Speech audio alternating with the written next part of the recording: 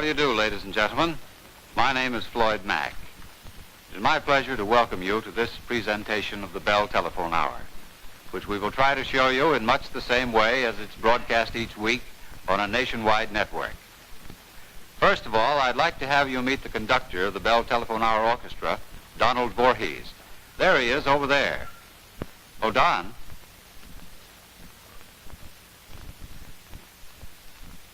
The gentleman there, absorbed in the script, is Tom Shirley. Tom is familiar to millions of radio listeners as the voice of the Bell system. Behind the studio engineer stand the unseen, unheard men. The guardians Tom. Our guest for this performance of the Telephone Hour is the distinguished pianist Josef Hofmann, who is making his appearance at the left of the stage.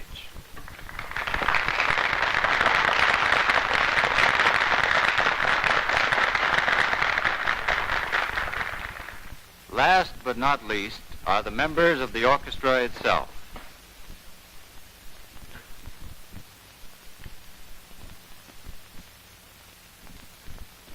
And the control room staff, including Wallace McGill, the director of the program. In just 30 seconds, we'll be going on the air over our usual network. While we're on the air, we'd like to take you behind the scenes to show you what makes a network tick. 15 seconds now.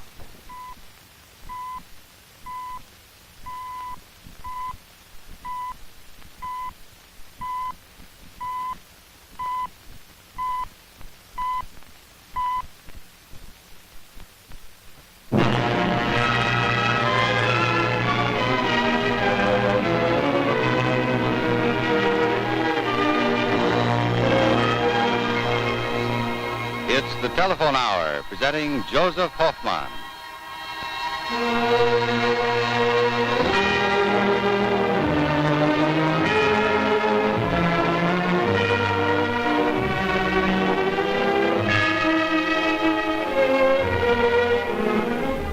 Good evening, ladies and gentlemen, and welcome again to the Telephone Hour.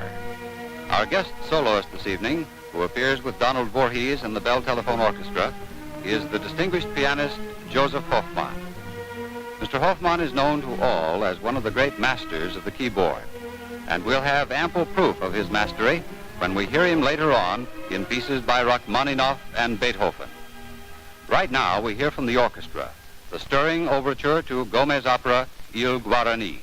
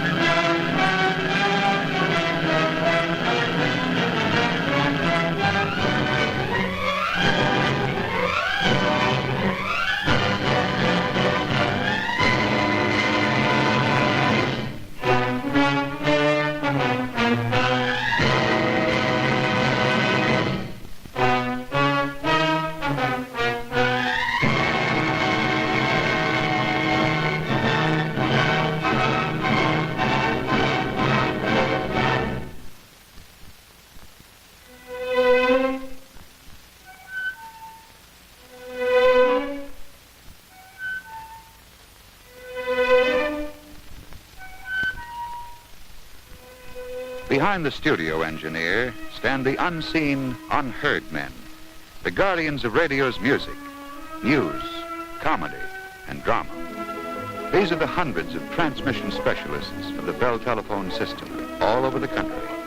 Technicians, switchmen, monitor men, and telegraphers, whose job it is to guard the vast radio networks of the country, to link with split-second precision all the separate broadcasting stations into constantly shifting networks of radio communication.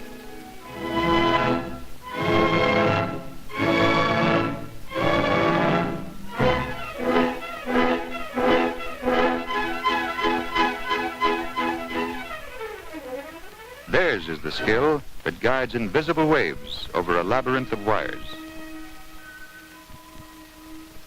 They check and balance. They speed the music along 100,000 miles and more of telephone wires, wires that thread their way through the same cables and on the same poles that carry your long-distance telephone calls across the country. Overhead and underground, through the towns, across the prairies, over the mountains, over the streams. These Bell system men are the masters of thousands of miles of telephone lines, a vast and intricate system especially designed for radio. It's equal in actual money value to about 1/2 of all the equipment owned by the broadcasting companies they serve.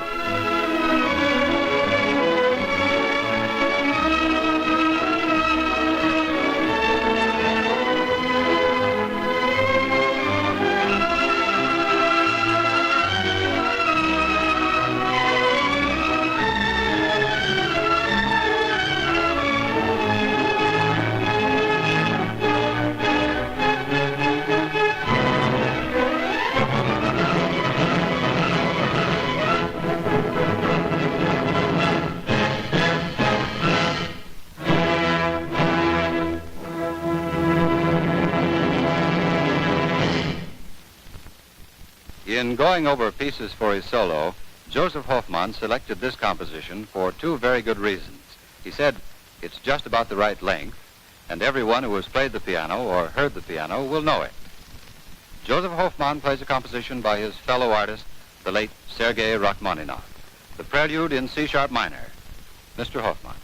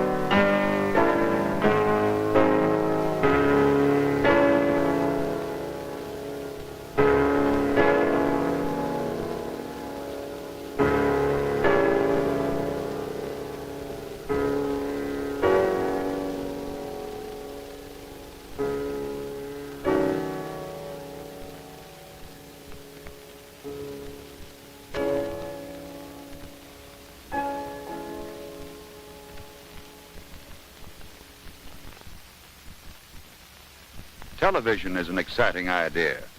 It's got a lot of people talking and thinking these days, asking questions, too. Questions like, can television stations be linked together by Bell System telephone lines the way radio stations are connected? Well, that's one question we can answer right now. But first, let's look back to the beginning of cross-country telephoning. In those days, there were a few wires strung on slender poles. But as the demand for cross-country calls grew, more and more wires were added to the poles. In some of the larger cities, this led to overcrowding of poles. Something had to be done. So Bell System engineers began looking for ways to make the wires smaller and to pack them into lead-covered cables.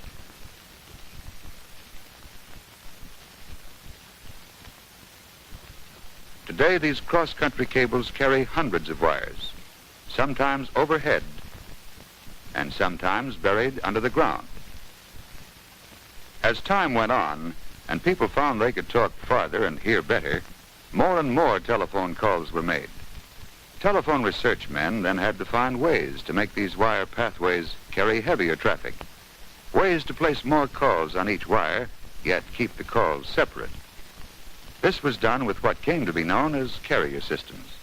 It was first used on open wires, then on the pairs of wires inside the cable.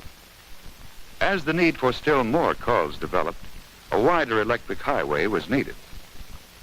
A new type of line structure was found. It was given the name coaxial. Now, a coaxial is really a copper wire strung through the center of a copper cube. But a single pair of these coaxials will carry hundreds of telephone conversations at once. Put 6 coaxials into a cable, and you have a small, compact unit that'll carry as many telephone calls as these cables used to. Today, telephone engineers know that this broad communications highway called coaxial, developed to handle hundreds of telephone calls simultaneously, can also be used to carry television programs from city to city.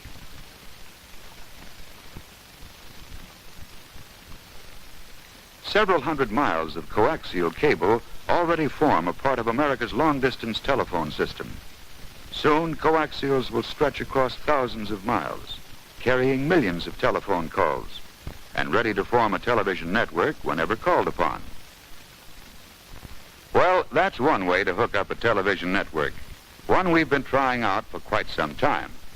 And we're trying still another, using microwaves sent out from radio relay stations. Let's see about that. Back in 1920, the first radio telephone service in history was established from Catalina Island to the California mainland. Bell telephone engineers continued their research into radio for telephone use. This brought to the public such things as overseas telephone service, ship-to-shore calls, and many other applications of radio. Before World War II, we started using very short waves for telephone use between such places as Norfolk and Cape Charles, Boston and Provincetown. During the war, even shorter waves have come into use. Now, we of the Bell system are establishing a multi-link microwave system over a 220-mile route. Here's the way the plan works. Microwaves shoot out like searchlight beams between transmitters set on high places. From New York, the beam is trained on Jackie Jones Mountain. Then it's picked up and relayed station by station to Boston. These microwave radio beams may do about the same job in the air as the coaxials do underground, carry a lot of telephone calls at once, both ways, or carry the sight and sound waves of television. Well, there you have them, 2 different ways by which television networks may be set up: coaxial cable and radio relay. Television networks may well wind up as a combination of the 2, or there may be some other method or combination of methods. Time alone will tell. Meantime, the Bell system is working with the television industry. So when the time comes for transmitting television programs from place to place, we of the Bell system will be ready.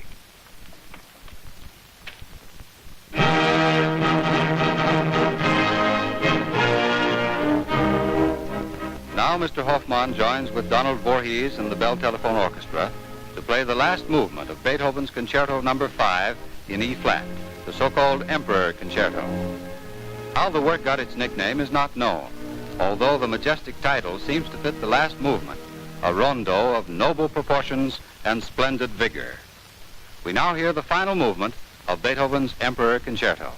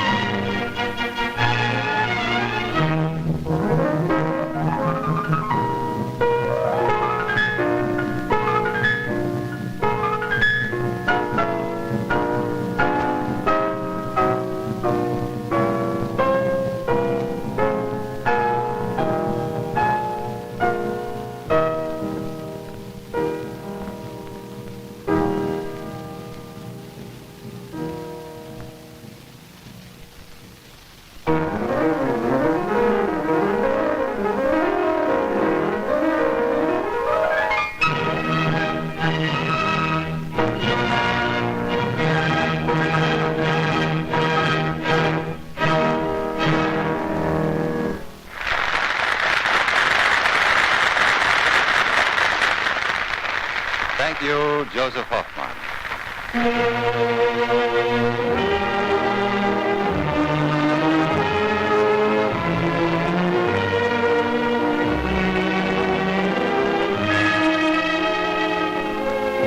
On succeeding weeks at this time, our soloists will be Ezio Pinza, Helen Traubel, Fritz Kreisler, and Robert Casadesus.